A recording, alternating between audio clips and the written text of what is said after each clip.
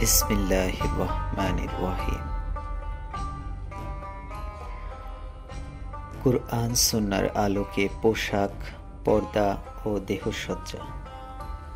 লিখেছেন ডক্টর খন্দকার আব্দুল্লাহ জাহাঙ্গীর রাহিমাহুল্লাহ। প্রকাশক উসামা খন্দকার। গ্রন্থস্বত্ব আস-সুন্নাহ ট্রাস্ট কর্তৃক সর্বস্বত্ব সংরক্ষিত। আপনারা শুনছেন ভূমিকা অংশ।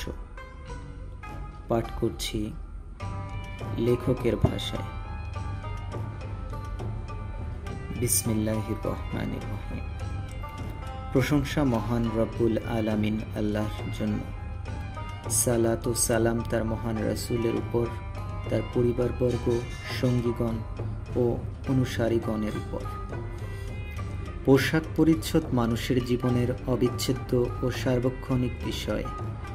প্রতিদিন প্রতিনিয়ত মানবদেহকে আবৃত করে রাখে তার পোশাক।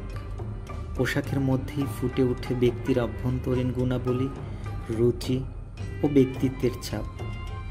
ইসলামের দৃষ্টিতে পোশাকের বিধান ও সুন্নতি পোশাক সম্পর্কে অনেক বিতর্ক আমাদের সমাজে বিদ্যমান। এ সকল বিষয়ে আলোচনা করাই এই পুস্তকের উদ্দেশ্য। অন্যান্য সকল ইসলামী বিষয়ের মতো পোশাকের বিষয়টিও মূলত হাদিস বা সুন্নাত নির্ভর। কুরআনুল কারিমে এ বিষয়ক কিছু মূলনীতি উল্লেখ করা হয়েছে। বিস্তারিত সকল বিধিবিধান জানতে আমাদেরকে একান্তভাবেই হাদিসের উপর নির্ভর করতে হয়েছে।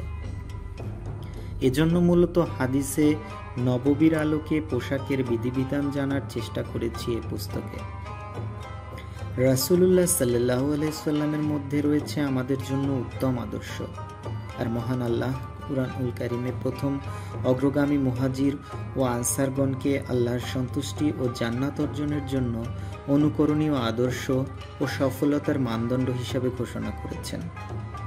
তাদের ও যারা নিষ্ঠার সাথে তাদের অনুসরণ করবে তাদের জন্য তার সন্তুষ্টি, জান্নাত ও মহাসাফল্যের সুসংবাদ প্রদান করেছেন। নিঃসন্দেহে নিষ্ঠার সাথে তাদের অনুসরণের ক্ষেত্রে তাদের সমসাময়িক সাহাবী তাবিগণই ছিলেন সবচেয়ে অগ্রগামী। আর হাদিস শরীফেও তাদেরকে সর্বোত্তম প্রজন্ম ও অনুকরণীয় আদর্শ হিসাবে উল্লেখ করা হয়েছে। তাদের মতামত ও কর্মের আলোকেই ইসলামকে সর্বোত্তমভাবে বোঝা ও ব্যাখ্যা করা সম্ভব। তাদের অনুসরণের মধ্যেই রয়েছে মুক্তি, জান্নাত ও মহাসাফল্যের নিশ্চয়তা। এই বিশ্বাসের উপরেই এই পুস্তকের সকল আলোচনা আবর্তিত। পোশাক পরিচ্ছদ ও দৈহিক পরিপাট্যের বিষয়ে কুরআন হাদিসের শিক্ষা, রাসূলুল্লাহ সাল্লাল্লাহু আলাইহি সাল্লাম ও সাহাবীগণের সুন্নাত জানাই আমাদের উদ্দেশ্য। যে কোনো তথ্যের বিশুদ্ধতা যাচাই করা মুসলিম উম্মার অন্যতম বৈশিষ্ট্য। রাসূলুল্লাহ সাল্লাল্লাহু আলাইহি সাল্লামের নামে কথিত কোনো বিষয়কে হৃদয়ে স্থান প্রদানের পূর্বে তারা বিচার করেছেন বিষয়টি নির্ভরযোগ্য সূত্রে বর্ণিত হয়েছে কিনা। সূক্ষ্মতম বৈজ্ঞানিক, পারস্পরিক ও তুলনামূলক নিরীক্ষার মাধ্যমে তারা তথ্যের গ্রহণযোগ্যতা নির্ধারণ করেছেন। বস্তুত কোনো কথা, সংবাদ, বর্ণনা বা হাদিস শোনার পরে তা গ্রহণের পূর্বে যাচাই করা কুরআনের নির্দেশ, হাদিসের নির্দেশ ও সাহাবীগণের সুন্নাত। কুরআন ও হাদিসের এ সকল নির্দেশের বিষয়ে অজ্ঞতার কারণে সমাজের অনেকেই হাদিস নামে কথিত সকল কথাই ভক্তিভরে গ্রহণ করেন। তবে এর পাশাপাশি অনেক সচেতন মুসলিম পাঠকই রাসূলুল্লাহ সাল্লাল্লাহু আলাইহি সাল্লামের নামে কথিত হাদিস হৃদয়ে স্থান দেওয়ার আগে তার সূত্র ও গ্রহণযোগ্যতা সম্পর্কে নিশ্চিত হতে ভালোবাসেন। আমি এ পুস্তকে আলোচিত প্রতিটি হাদিসের গ্রহণযোগ্যতা অথবা অগ্রহণযোগ্যতা সম্পর্কে পূর্ববর্তী মুহাদ্দিস ও ইমামগণের মতামত উল্লেখ করার জন্য যথাসাধ্য চেষ্টা করেছি। মূলত সহিহ এবং হাসান হাদিসই আমাদের আলোচনা ও সিদ্ধান্তের ভিত্তি। তবে প্রসঙ্গত বিভিন্ন জয়ীফ ও মাউজু হাদিসেও আলোচনার মধ্যে এসেছে, যেগুলোর দুর্বলতা ও অনির্ভরযোগ্যতার কথা আমি যথাস্থানে উল্লেখ করেছি। সহিহ বুখারী ও সহিহ মুসলিমে সংকলিত কোনো হাদিসের শেষে আবার তাকে সহিহ বলা প্রকৃতপক্ষে বেয়াদবি। কারণ মুসলিম উম্মার মুহাদ্দিসগণ প্রায় 3 শতাব্দী ধরে পুঙ্খানুপুঙ্খরূপে সনদ, বিচার ও নিরীক্ষার মাধ্যমে ঐক্যমত্য প্রকাশ করেছেন যে এই দুই গ্রন্থে সংকলিত সকল হাদিসই সহিহ। এই দুই গ্রন্থের বাইরেও অগণিত সহিহ হাদিস রয়েছে। তবে এই দুইটি গ্রন্থ ছাড়া সকল গ্রন্থেই সহিহ হাদিসের পাশাপাশি জয়ীফ বা মাউজু হাদিস রয়েছে। এজন্য বুখারী ও মুসলিম বা উভয়ের একজন সংকলিত হাদিসের ক্ষেত্রে হাদিসটির সনদ সম্পর্কে বইয়ের কোনো মন্তব্য করিনি। টিকায় শুধু গ্রন্থসূত্র উল্লেখ করেছি। অন্যান্য গ্রন্থের হাদিস উল্লেখ করে তার সনদ সম্পর্কে মন্তব্য করেছি। কখনো কখনো পাদটিকায় বিষয়টি উল্লেখ করেছি। হাদিসের সনদের বিষয়ে মন্তব্য করার ক্ষেত্রে বা কোনো হাদিসকে সহিহ, জয়ীফ বা বানোয়াট বলার ক্ষেত্রে আমি পুরোপুরি নির্ভর করেছি পূর্ববর্তী মুহাদ্দিস ও ইমামগণের মতামতের উপর। পুস্তকের মূল পাঠে আমি সংক্ষেপে হাদিসটির সনদের বিষয়ে তা সহিহ, জয়ীফ বা বানোয়াট বলে উল্লেখ করেছি। পাদটিকায় হাদিসটির সূত্র ও সনদ বিষয়ক মন্তব্যের সূত্র উল্লেখ করেছি। পাদটিকা উল্লেখিত গ্রন্থগুলিতে বা গ্রন্থগুলির কোনো একটিতে সনদ বিষয়ক আলোচনা রয়েছে। যথাসাধ্য চেষ্টা করেছি ইমাম বুখারী, তিরমিজি, নাসাই, তাহাবি, দারাকুতনি, বাইহাকি, জাহাবি, ইবনু হাজার, সাখাবি, সুয়ুতি ও অন্যান্য পূর্ববর্তী প্রসিদ্ধ মুহাদ্দিসের মতামতের উপর নির্ভর করার। কোনো হাদিসের ক্ষেত্রে মুহাদ্দিসগণের মতভেদ থাকলে তা উল্লেখ করার চেষ্টা করেছি। দুই এক স্থানে বিশেষত মাওকুফ ও মাকতু হাদিসের ক্ষেত্রে পূর্ববর্তী ইমামদের জারহ ও তাদিলের ভিত্তিতে আমাকে নিজে সনদ বিচার করতে হচ্ছে, কারণ এ সকল বর্ণনার সনদ বিচারের ক্ষেত্রে পূর্ববর্তী মুহাদ্দিসগণের মতামতের সর্বদা পাওয়া যায় না। জয়ীফ বা বানোয়াট হাদিসের ক্ষেত্রে কখনো কখনো বিস্তারিত কারণ উল্লেখ করেছি। এ পুস্তকের আলোচ্য বিষয়ে আমি 5টি অধ্যায় বিভক্ত করেছি। প্রথম অধ্যায় ইসলামের দৃষ্টিতে পোশাকের গুরুত্ব, বৈশিষ্ট্য, আদব কায়দা ও সালাতের পোশাক সম্পর্কে আলোচনা করেছি। দ্বিতীয় অধ্যায় পোশাকি অনুকরণের বিষয়ে আলোচনা করেছি।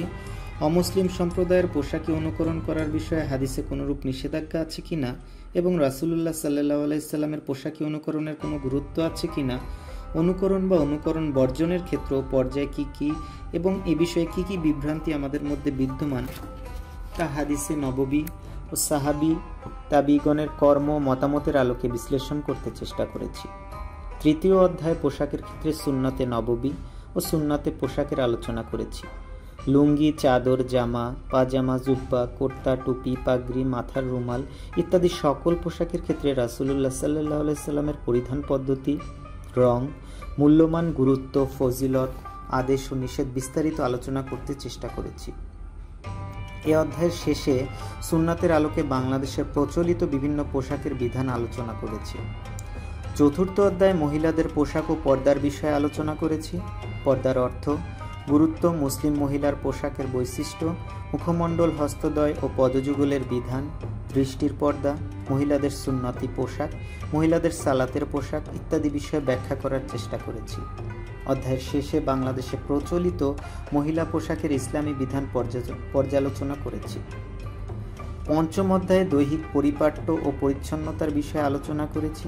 পুরুষের চুল, মহিলার চুল, দাড়ি, গোঁফ, নখ, উল্কি, কান, নাক ফোরানো ইত্যাদি বিষয়ে ইসলামের নির্দেশনা বিস্তারিত আলোচনার চেষ্টা করেছি।